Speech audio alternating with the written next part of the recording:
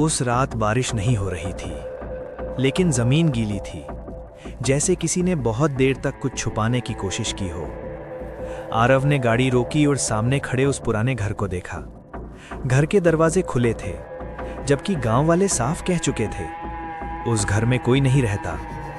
और सबसे अजीब बात, उस घर की खिड़की में आरव की ही परछाई खड़ी थी। आरव एक डॉक्यूमेंट्री फिल्म मेकर था। उसे छोड़े हुए भूले बिसरे गांवों पर फिल्म बनानी थी।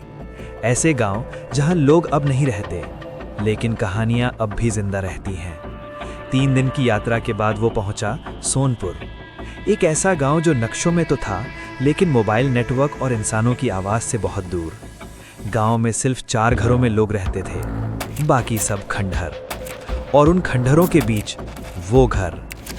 गांव के बुजुर्ग ने आरव को रोक लिया। उस घर में मत जाना बेटा।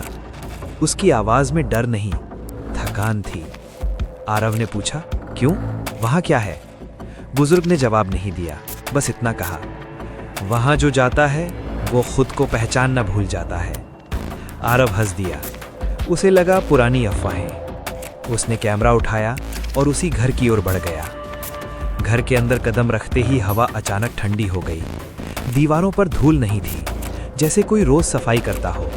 एक पुराना आईना ड्राइंग रूम के बीच रखा था। आरव ने उसमें देखा। आईने में वही दिखा, लेकिन उसकी आंखें थकी हुई थीं, जबकि आरव को याद नहीं कि वो कभी इतना थका हुआ महसूस कर रहा हो।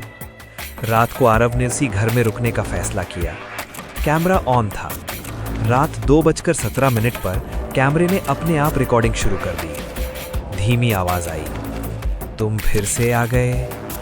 आरव नींद में था, लेकिन कैमरे की रेड लाइट जल रही थी। सुबह जब उसने फुटेज देखी, उसमें आरव खुद खड़ा था आईने के सामने और बोल रहा था, इस बार मैं भागूंगा नहीं। आरव को याद नहीं था कि उसने ये कब कहा। धीरे धीरे घर उसे अजीब एहसास देने लगा। हर कमरा उसकी जिंदगी के किसी हिस्से जैसा लगता। एक कमरा जहां उसके बचपन की किताबें थीं, एक कमरा जहां उसकी माँ की तस्वीर टंगी थी, जबकि उसकी माँ कभी इस गांव में आई ही नहीं। आरव वापस गांव गया।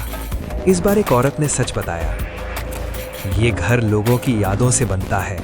उसने कहा, जो भी यहाँ आता है घर उसकी सबसे गहरी यादें चुरा लेता है। आरव ने पूछा, फिर वो लोग कहाँ जाते हैं? औरत ने जमीन की तरफ देखा। यहीं रहते हैं, पर खुद नहीं रहते। उस रात आरव भागना चाहता था, लेकिन रास्ता वही घर के अंदर से जाता था। आईना फिर सामने था। आईने में आरव नहीं था, वहां एक मुस्कुराता हुआ इंसान था, जो आरव की तरह दिखता था।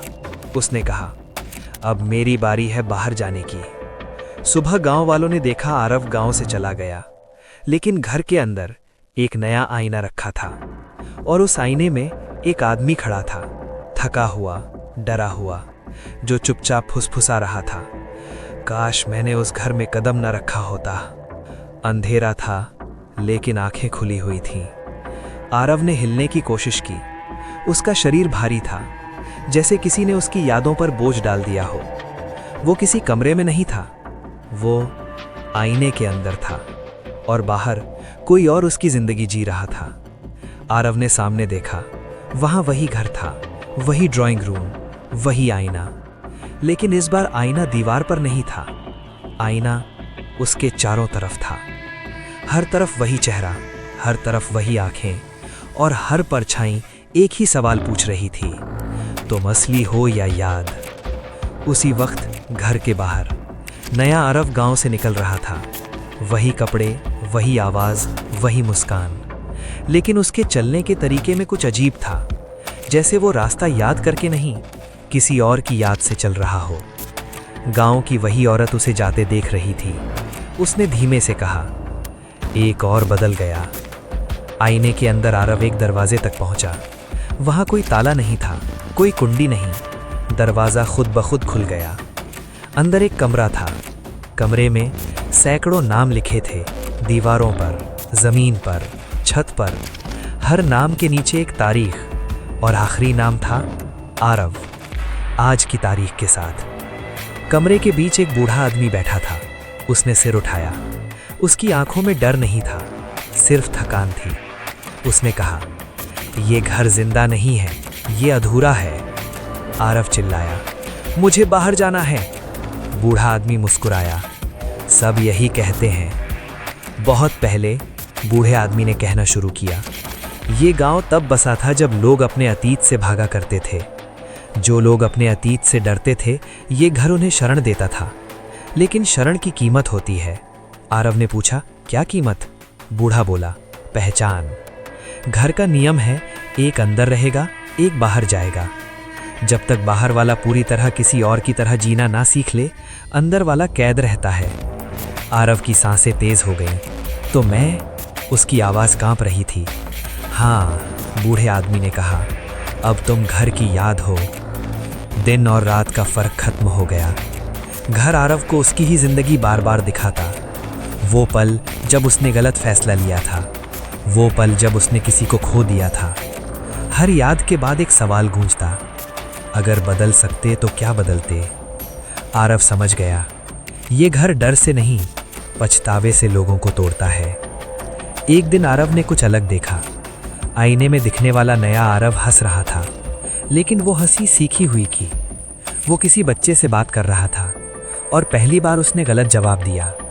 आरव की आंखों में चमक आई। घर ने एक गलती की थी। आरव ने आईने पर हाथ रखा। इस बार आईना ठंडा नहीं था, वो कांप रहा था। उसने जोर से कहा, तुम मैं नहीं हो। आईने में मौजूद चेहरा पहली बार घबराया। घर की दीवारें हिलने लगी। बूढ़ा आदमी चिल्लाया, रुको, ऐसा पहले कभी नहीं हुआ। आरव ने बूढ़े आदमी की तरफ देखा। आप कौन हैं?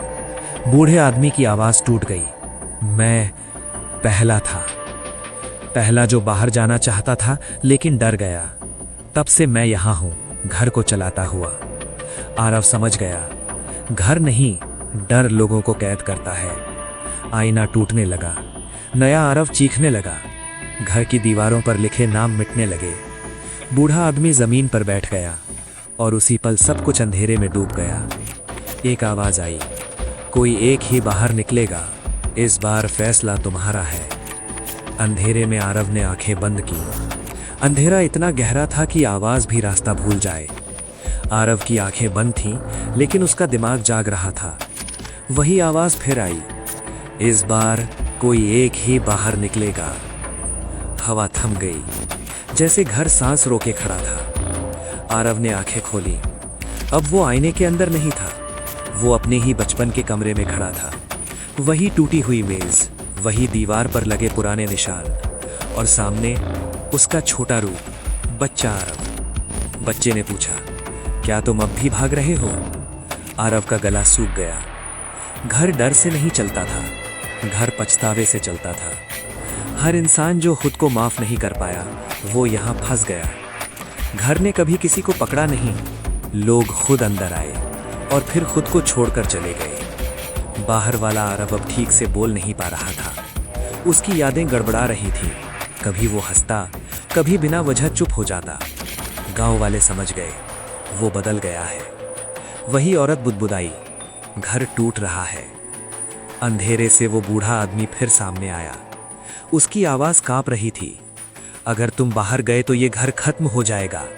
आरव ने पूछा, और जो अंदर फंसे हैं? वो चुप हो गया। उसकी चुप्पी ही जवाब थी। घर का असली नियम कभी बताया ही नहीं गया था। घर को चलाने के लिए किसी एक का डर जिंदा रहना जरूरी था।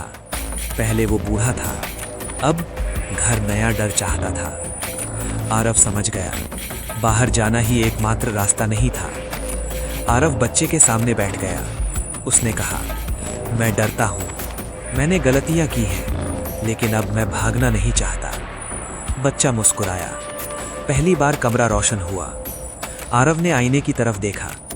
अब वहां कोई चेहरा नहीं था, सिर्फ दरारें थीं। उसने धीरे से कहा, अब कोई कैद नहीं रहेगा। आईना टूट गया।